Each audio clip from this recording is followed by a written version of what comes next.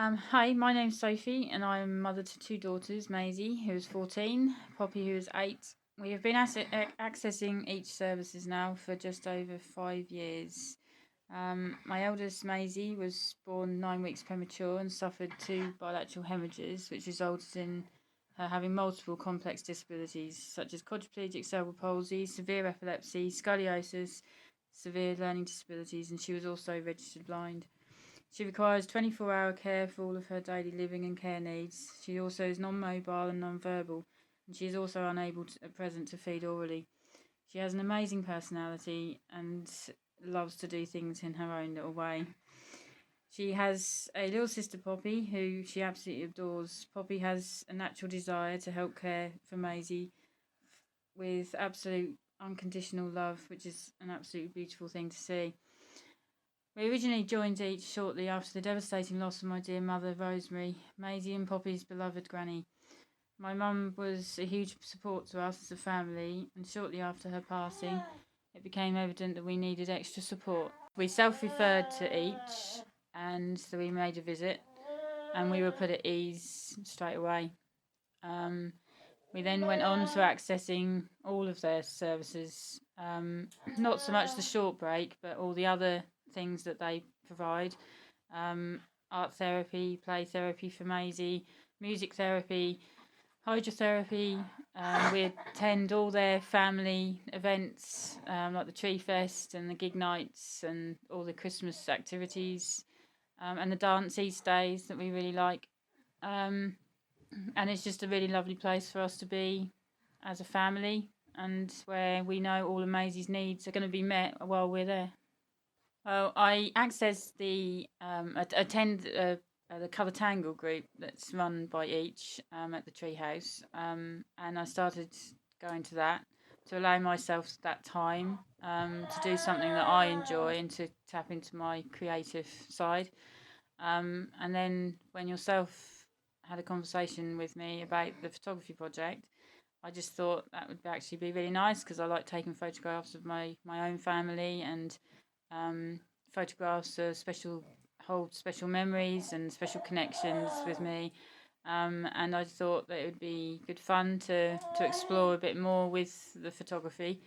And I'm quite passionate about what the hospice means to me, because originally, before we had Maisie, the stigma that's attached to the word hospice was actually a huge part of what we thought about of it, and um, we always thought it was a place where children go to have their end of life. And now we're on the other side of the fence, so to speak.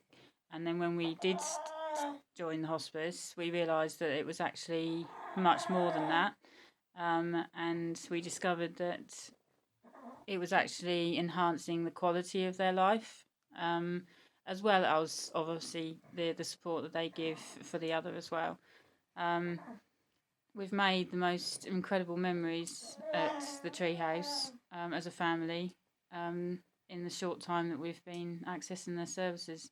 And I just wanted to have the chance to portray that, and try and change other people's opinions, because when we say the word hospice to members of family and friends, their faces change, their expressions change, and sometimes they say, "Oh, I'm so sorry," and things like that. And it's like that's what I really would like to be a part of in trying to change people's perception of that word. Ascending to the top is impossible without many branches of support from those who believe in you. I chose the tree for the centrepiece of my exhibition, because as a family, my family tree and the branches of network that we use within our own family have been always a really significant part of our journey with Maisie. And when I saw the tree, obviously I took the photograph, and when it was developed, I realised that actually that's what each presented as well. And the branches that are coming from it obviously represent obviously the different types of support that we access through them, with them being the centre of it, with us as a family.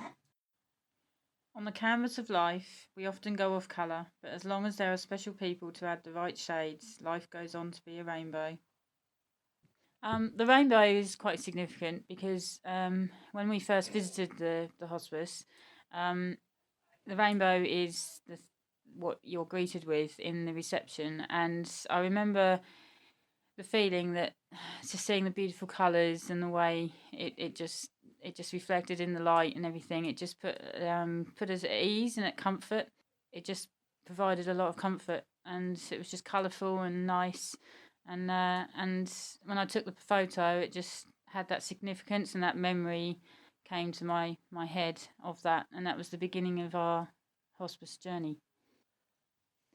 My hands can only reach so far. Take my hand, and together we can reach so much further. This really represents us actually reaching out for that help and support. It takes a lot of courage to admit that you need that support, and reaching out, and holding hands and taking each other's hands is really important, because that's the way that we manage to get that support in place through each. Time has a wonderful way of showing us what really matters.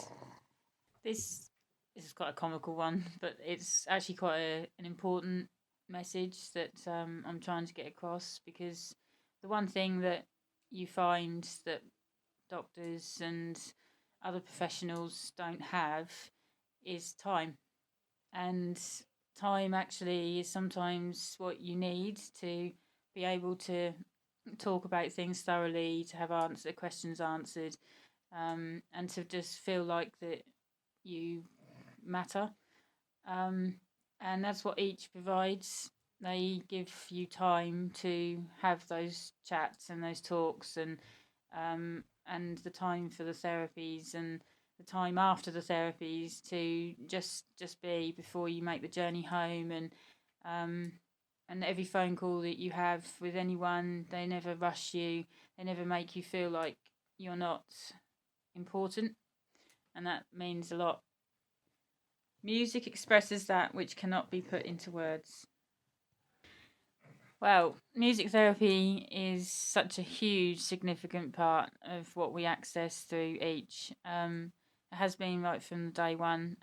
We homeschool Maisie, so she doesn't obviously have this access to this type of therapy through school. But we really wanted her to have the experience of being able to access it. And watching the bond and the relationship between Ray and Maisie and music, and how Maisie now communicates through music, where however she feels, whether she's feeling poorly, whether she's in hospital, whether she's at home or in the summer house suffering from hay fever, the music seems to just settle her, and it allows her to communicate in a way that she doesn't with anything else, which is a truly beautiful thing. And we're very appreciative to each for us being able to access that vital therapy. Art washes away from the soul the dust of everyday life. This is to represent another huge support that I've gained from each. I accessed art therapy originally because I was struggling to cope with the grief of losing my mum, which was obviously a huge loss to us as a family, not just to me individually. The art that I did through this therapy means a lot in its own individual way, but it also made me realise that I was able to express my feelings in lots of different ways, and that really is quite a powerful therapy in itself, because it helped me deal with a lot of my feelings and emotions, and I was enabled to carry on doing what I was doing for my family because of that. And this is what that picture portrays. I then obviously went on to joining the Colour Tangle group that they also provide at the Treehouse. And it then tapped into my creative side and allowed me time again to spend on myself without feeling guilty that I wasn't doing what I normally do for my family. Maybe you're searching amongst the branches for what only appears in the roots. This picture, really, I took it, and what came from what I took was very different to what I saw through the lens. And I think this portrays quite nicely what people think of when they think of the word hospice. So if you look at this picture, I think people will probably see lots of different things in it, which mean different things to them, which would be totally probably very different to what I see, which is exactly what I saw when I took it. So I think it portrays that real message that things aren't always what they seem to be or what you think that they are. No beauty shines brighter than that of a good heart. This one is actually taken from one of Maisie's light projectors that we have, and she really loves it. And hearts are a big significant thing in our family because they represent kindness and just love, and we have an abundance of that in our family.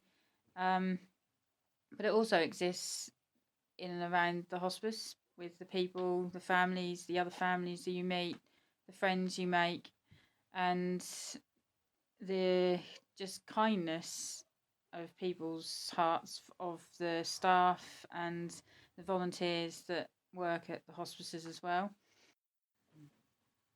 Keep your face always towards the sunshine and your shadows will fall behind you.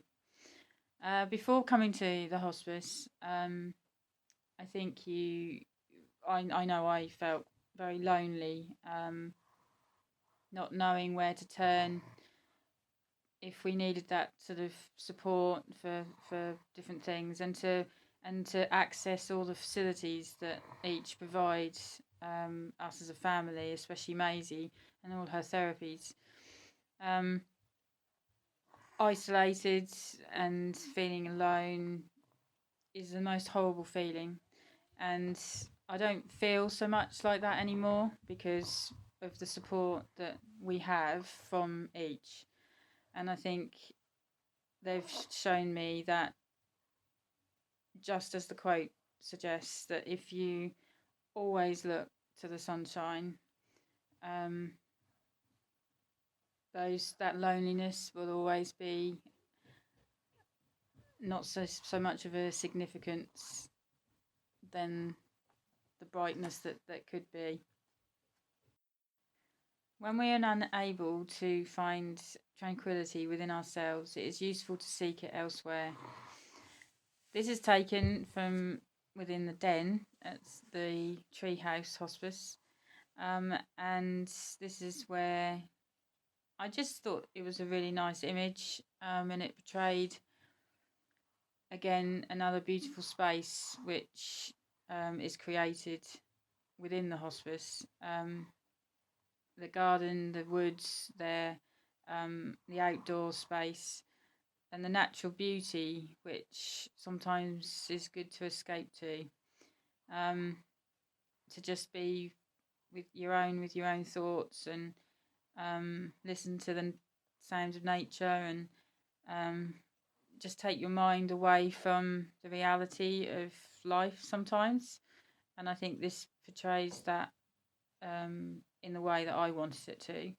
I did it in a sepia tone because it also, for me, sort of reflects on spending that time for yourself. I've always found it very hard to justify the guilt that's attached to allowing myself that time away from my duties of being a carer a nurse, a mum, a wife, a homemaker, and everything else in between. And actually, when you go there, that's where you're able to tap into that for, even if it is just for a few minutes. Butterflies can't see their wings, they can't see how truly beautiful they are, but everyone else can.